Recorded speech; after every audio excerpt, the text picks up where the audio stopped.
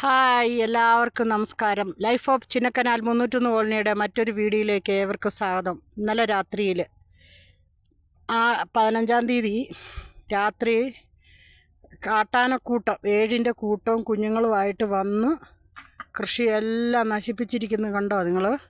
ഇതാണ് മനുഷ്യർ എന്തോരം കഷ്ടപ്പെട്ടാലും അവർക്ക് ഫലമെടുക്കാറായി കഴിയുമ്പോൾ കൃഷിയെല്ലാം ആന നശിപ്പിച്ച്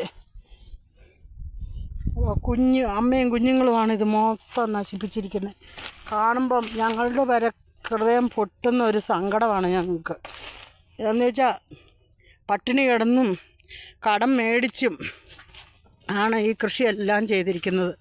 ഇത് സാമത്രികുമാരൻ എന്ന് പറഞ്ഞ പുള്ളിക്കാരിയുടെ പറമ്പാണ്. ഉണ്ടോ എന്തോരം സ്ഥലമായത് മൊത്തം നശിപ്പിച്ച് എങ്ങനെ സഹിക്കും? അധികാരികളോട് പറഞ്ഞ് ഞങ്ങൾക്കൊരു സോളാർ വേലി ഇട്ട് തരാൻ പറഞ്ഞു കഴിഞ്ഞാൽ ഇവർ ഇട്ട് തരത്തില്ല. അതുകൊണ്ടാണ് ഇവിടെ നിന്ന് മണിക്കൂറുകളോളം നിന്ന് നശിപ്പിച്ചതാണ്.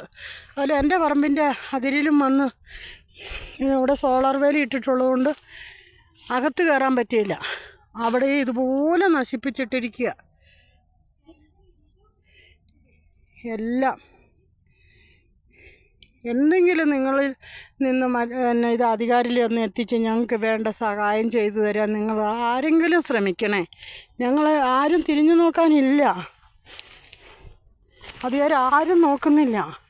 ഞങ്ങൾ പറഞ്ഞു കഴിഞ്ഞാൽ ഇതിനിപ്പം വില്ലേജ് ഓഫീസറിനെയും കൃഷി ഓഫീസറിനെയും ഒക്കെ വിളിച്ചുകൊണ്ട് ആ വണ്ടിക്കൂലി ഞങ്ങളുടെ കയ്യിൽ നിന്ന് നഷ്ടപ്പെടുമല്ലാതെ ഞങ്ങൾക്ക് ഒരു പ്രയോജനമില്ല. ഇതുണ്ടോ ഒരേക്കർ സ്ഥലത്തിൻ്റെ ഇത്രയും നശിപ്പിച്ചിരിക്കുന്നത്. ഒരു മനുഷ്യരും ഞങ്ങളെ തിരിഞ്ഞു നോക്കാനില്ല.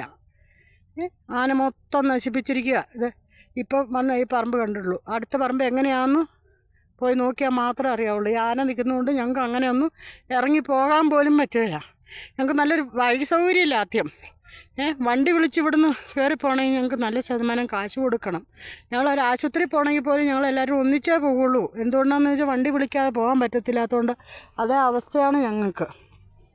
ഉണ്ടോ നിന്ന് ഇവിടെയെല്ലാം ശരിയാക്കി. നിങ്ങളെല്ലാവരും ഒന്ന് ശ്രമിക്കണേ, ഞങ്ങളെ ഒന്ന് സഹായിക്കണേ. ഈ വീഡിയോ ഇഷ്ടമായാൽ ലൈക്ക് ചെയ്യുക, ഷെയർ ചെയ്യുക, സബ്സ്ക്രൈബ് ചെയ്യുക. നന്ദി, നമസ്കാരം.